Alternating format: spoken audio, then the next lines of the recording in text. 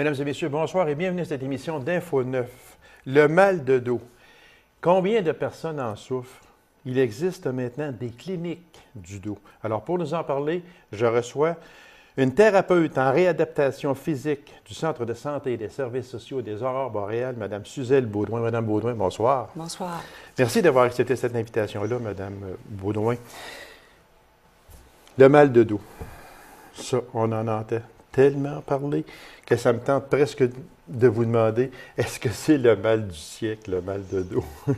C'est un mal qu'on entend, qui est répandu beaucoup, pour lesquels les gens vont consulter beaucoup au service de physiothérapie. On a une quantité de gens qui se présentent avec des problèmes de dos, effectivement. Des problèmes de dos, c'est sûr qu'on peut en parler. Vous êtes une spécialiste du mal de dos. Souvent, on va dire c'est une mauvaise position qui nous a... On a mal forcé.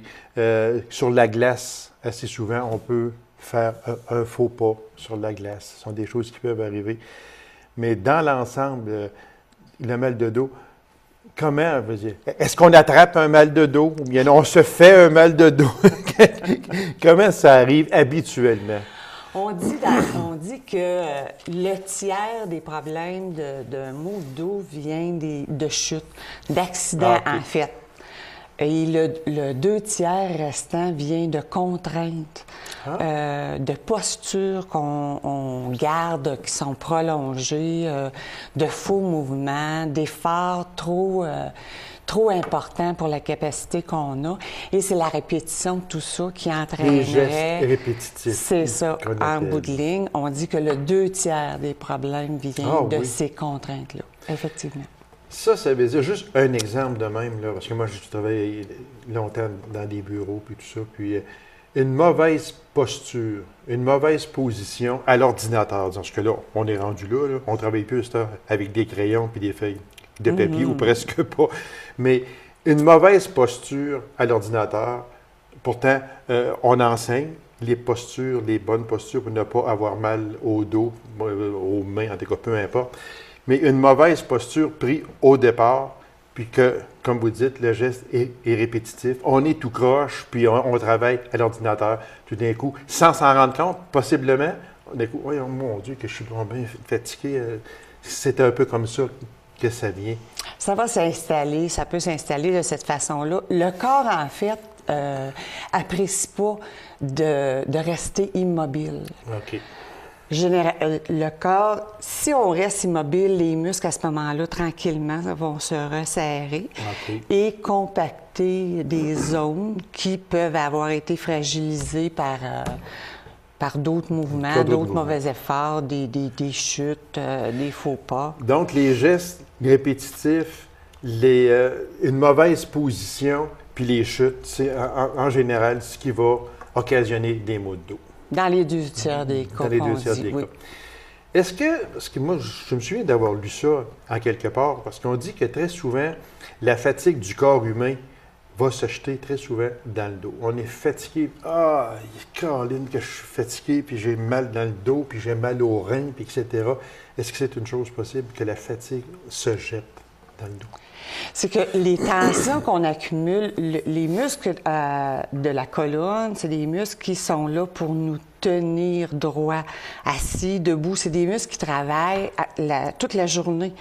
Si, en plus, on exige d'eux autres de l'immobilité, les tensions s'accumulent et oui, la fatigue va s'installer parce que ces muscles-là font du surtemps une bonne partie de la journée. C'est ça. Fait qu'en surtemps, le surtemps, ça finit par se payer. Oui, et voilà. Et on en a beaucoup d'exemples de ça. Exactement. Oui. Vous êtes, qu'on peut appeler une spécialiste dans les maux de dos. C'est quoi, une personne arrive à votre bureau, puis Madame Baudouin, j'ai mal dans le dos. C'est quoi, pour vous, le premier diagnostic ou la première question? Qu'est-ce que vous faites pour savoir, là, pour diagnostiquer ce mal de dos-là? Vous allez faire quoi? OK. D'abord, c'est pas nous autres qui va diagnostiquer, c'est le médecin qui nous réfère le client. C'est lui qui a fait les examens, puis il va nous dire c'est quoi la problématique. Avec le résultat de l'examen, le patient se présente à vous. C'est ça. Puis là, à ce moment-là, à partir de ce diagnostic-là, qui peut être un dérangement ou une dysfonction au niveau de la colonne, nous autres, ce qu'on va faire, c'est qu'on va évaluer au niveau de la mécanique de la colonne, qu'est-ce qui fonctionne pas? Est-ce qu'il y a des raideurs? Est-ce qu'il y a des faiblesses? Est-ce qu'il y a des raccourcissements de muscles qui font que c'est désorganisé et ça fonctionne pas en équilibre? Un coup que le diagnostic est sorti, là, le patient, autrement dit, tombe entre vos mains. Là, c'est à vous et à votre équipe à savoir c'est quoi exactement, puis qu'est-ce que vous allez faire pour au moins amoindrir ces maux de dos. C'est ça. Est-ce que ça se guérit des maux de dos, tiens? Est-ce que ça se guérit? Est-ce que ça se guérit? Ça, c'est une bonne question. Oui. En fait, l'école qu'on donne, c'est pour amener les gens à s'auto-traiter. Voilà, exactement ce à quoi je voulais en venir. Parce que on peut soulager beaucoup les gens, mais en fait, c'est ce que les gens vont faire. Par des exercices que vous allez leur soumettre, c'est ça? Que l'auto-traitement?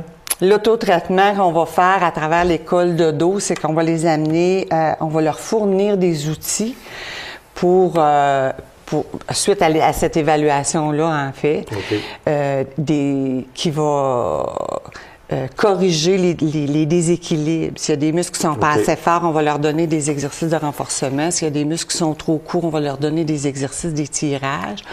On va amener à stabiliser la région qui est affectée. Et puis, on va leur fournir d'autres outils, comme on a l'aspirine musculaire qui va travailler sur la musculature, faire relâcher les tensions, des choses comme ça. On leur fournit des outils à expérimenter pour qu'après, ils puissent s'auto-traiter et se rapprocher le plus possible là, de...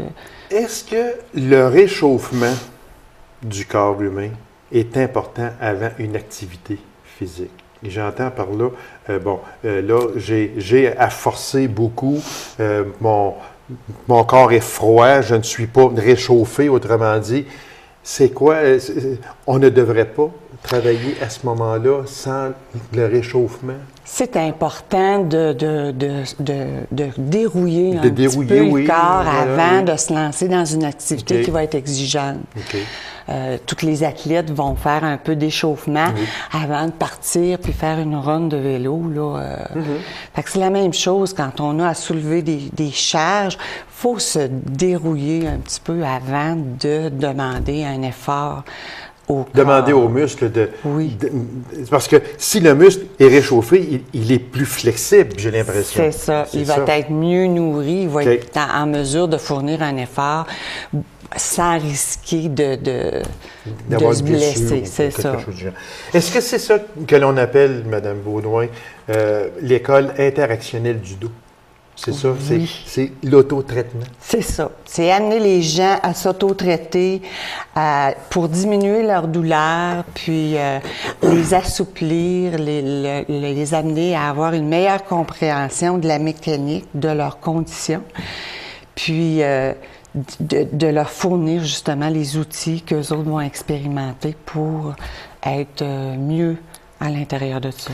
C'est quoi les caractéristiques de l'approche? On parle à travers les rencontres de 2 heures. C'est quoi, là, exactement, tout ça?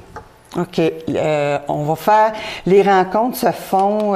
c'est 10 rencontres qui se font par groupe, de groupes d'à peu près 8 à 10 personnes. C'est des rencontres qui durent 2 heures, à travers laquelle on va avoir beaucoup d'échanges avec les clients, puis on leur fournit beaucoup d'informations sur les différentes phases de la douleur. Il y a la douleur qui va être aiguë, ce que les gens appellent quand ils sont en crise, ou la douleur qui est plus chronique. C'est ça. Comment on différencie les deux? Est-ce que je vois ça dans les notes que vous m'avez remises, là? Différencier la phase aiguë de la phase chronique.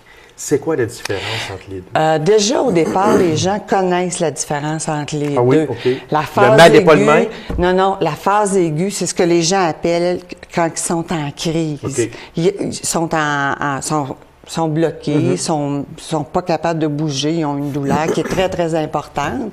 Puis la phase chronique, c'est là où la douleur perdure, mais qui les empêche pas d'être fonctionnels. Mais c'est parce que le traitement, dans la phase aiguë ou dans la phase chronique, ça ne sera pas la même chose. C'est pas le même traitement. C'est un traitement qui va être différent. Qu'est-ce qui fait des fois qu'une personne va, comme on dit, va barrer? Ça, on entend ça parler souvent. J'ai le dos barré, je suis plus capable de bouger. Assez quand même, il faut que la personne soit transportée en ambulance parce qu'elle n'est plus capable de bouger. Ça, ce n'est pas commun. C'est assez fréquent. C'est assez fréquent. Ben, pas de partir en ambulance mais pour aller. Là, bloqué, barré, là, comme on dit. Oui, là. oui. Okay. Parce que ça, c'est la musculature qui va amener une grande tension pour justement protéger. C'est parce que la personne est en train de faire quelque chose qui va peut-être blesser plus là, la zone qui est déjà fragilisée. Fait que la musculature va venir empêcher que les gens aillent plus loin, puis risquent d'aggraver leur condition. Okay. C'est cette tension-là. Et ça va lâcher juste à partir du moment où les gens vont prendre justement des positions pour ne pas rentrer dans le risque d'aggraver. Est-ce que le stress joue un rôle dans ça? Le stress ne viendra pas aider parce que le stress, lui, il va amener... c'est ça. On n'est pas relax avec les... Hey, le stress, on le sait, on est crispé, on est de même, on fonctionne pas bien. Tandis que quand on est relax, c'est sûr que tous les muscles du corps sont relax à ce moment-là. Est-ce que le stress peut jouer un rôle important? C'est que oui, parce que si je suis en tension tout le temps, les articulations au niveau de la colonne, toutes les vertèbres vont être plus compactées à cause de ça. Et ça va venir indirectement influencer le niveau de douleur. Puis à l'intérieur de l'école de dos, justement, on va amener les gens à apprivoiser la détente, la relaxation, pour avoir un effet direct sur la musculature et un bon relâchement et indirectement une influence sur la douleur aussi. Parlez-moi de comment se déroule une rencontre. OK. À travers la rencontre, comme je disais tantôt, on va donner beaucoup d'informations sur différents sujets. Sur les 10 rencontres, il y a des sujets différents. On échange beaucoup avec les participants pour répondre à leurs questions. Puis il y a toujours une partie routine motrice où les gens vont pratiquer les exercices qu'on leur a préparés suite à l'évaluation qu'on a faite au départ dans une rencontre individuelle pour déterminer les muscles qui étaient trop faibles, comme je disais tantôt, ou raccourcis. Cette routine motrice-là, elle est individualisée à la personne.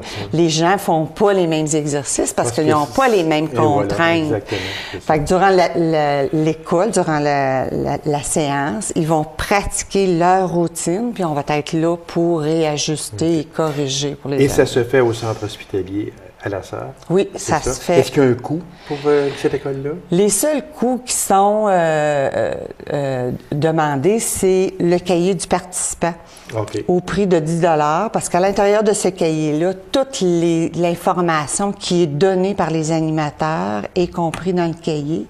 Fait que les gens, même si c'est une école, ils n'ont pas de notes à prendre. Tout est indiqué dans le cahier. Il n'y a rien qu'à suivre. C'est ça. Et on parle de 2 fois par année, soit à l'automne et une un peu vers la fin de l'hiver. C'est ça? C'est ça. Présentement, on part des groupes à l'automne, puis on en repart un autre groupe. Alors, Mme Brouloin, c'est déjà tout le temps que nous avions. Merci infiniment de ces renseignements-là, de ces conseils-là. Et puis, oui, allez-y. J'aimerais juste rajouter où est-ce que les gens peuvent nous contacter. Oui, c'est au service de physiothérapie, au poste 3220. Le téléphone 782-4661. Fait qu'on peut leur donner l'information. Mais pour s'inscrire à l'école, ils ont besoin d'une référence médicale. Alors, c'est le médecin qui va référer les personnes à votre école. Oui. Madame Baudouin, merci, c'était très intéressant. Je vous remercie beaucoup. Bonne soirée. Merci bien. Alors, mesdames et messieurs, courte pause, on vous revient immédiatement après. Restez avec nous.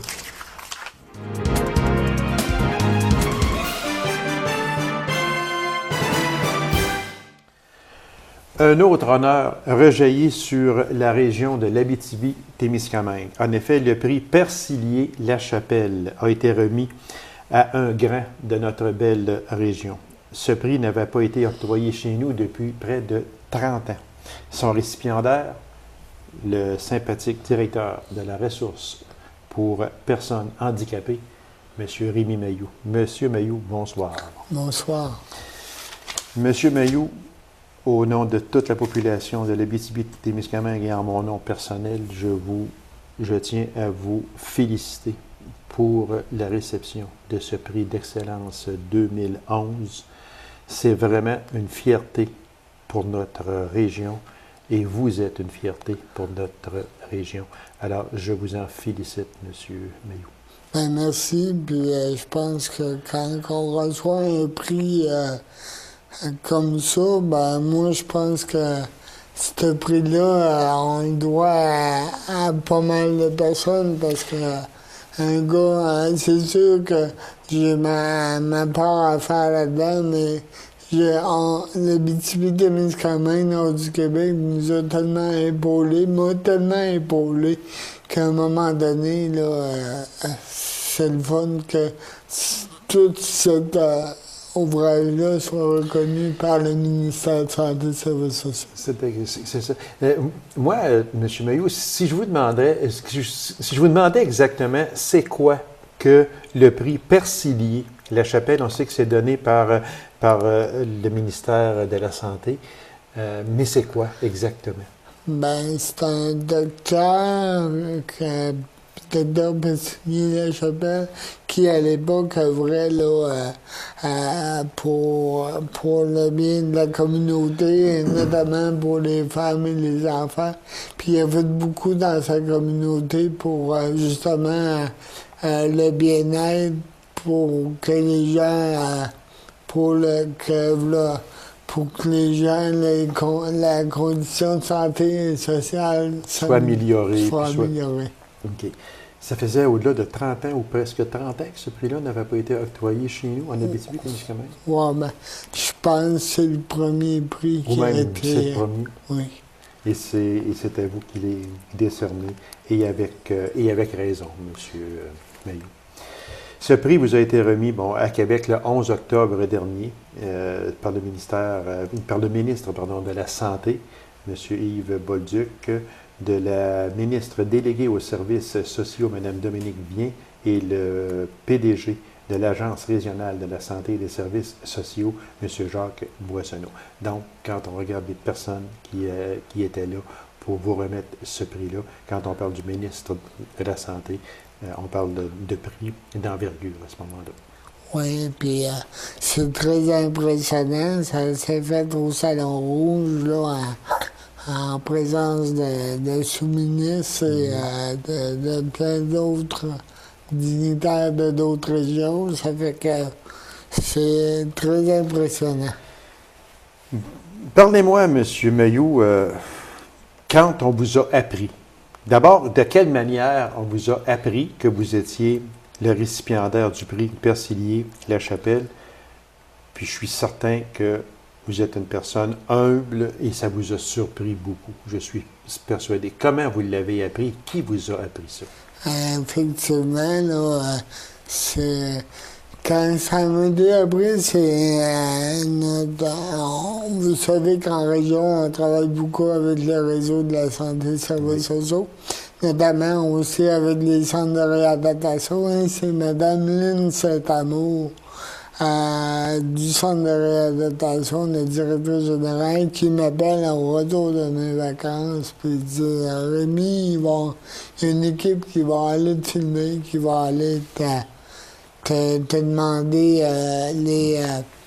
le pourquoi du comment pour le prix Persilier-Lachapelle.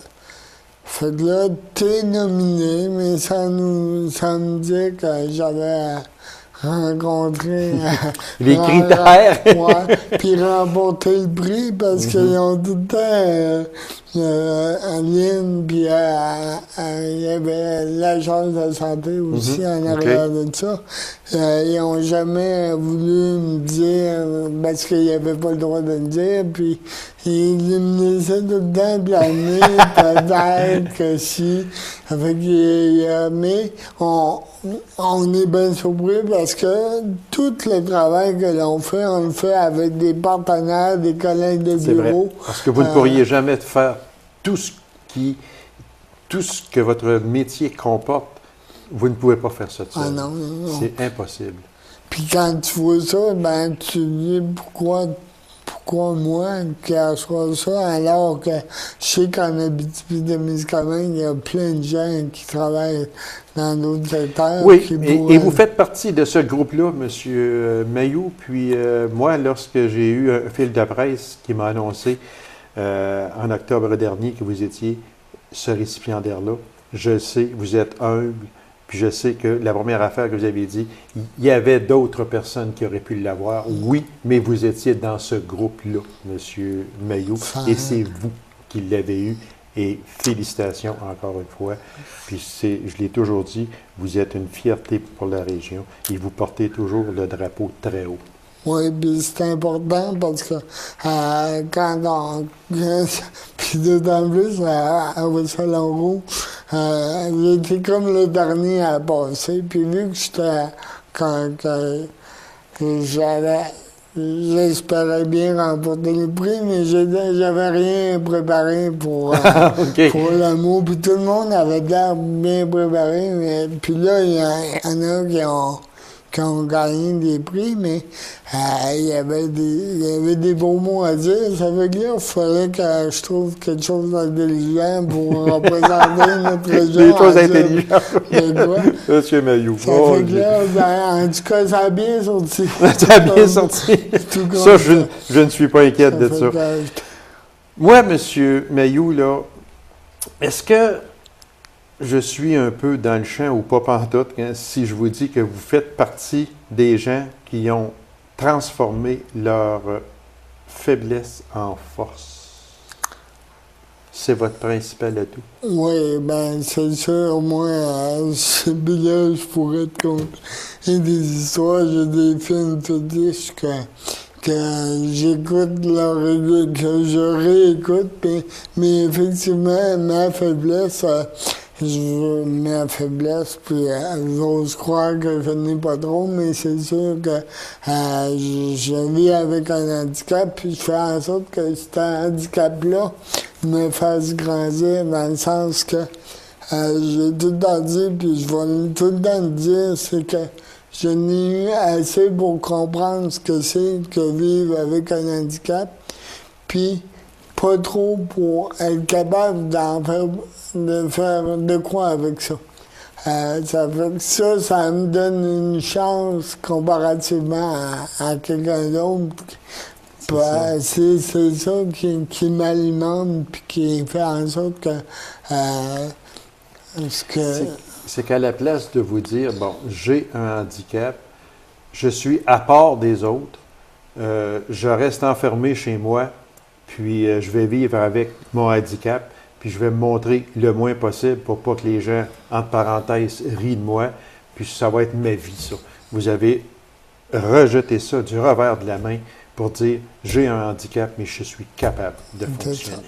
Puis le fait aussi que moi, mes rêves, là, c'est de voir les autres aussi, parce que après nous autres, c'est les autres que je veux voir, peu importe leur handicap. Non, peu importe. Je veux voir leurs rêves, puis peu importe s'ils sont grands, s'ils sont petits, je veux les voir comme réalisés ou non. Puis je veux pouvoir dire que la ressource peut en faire partie de ce petit bout de rêve-là. Exactement, c'est vrai, oui.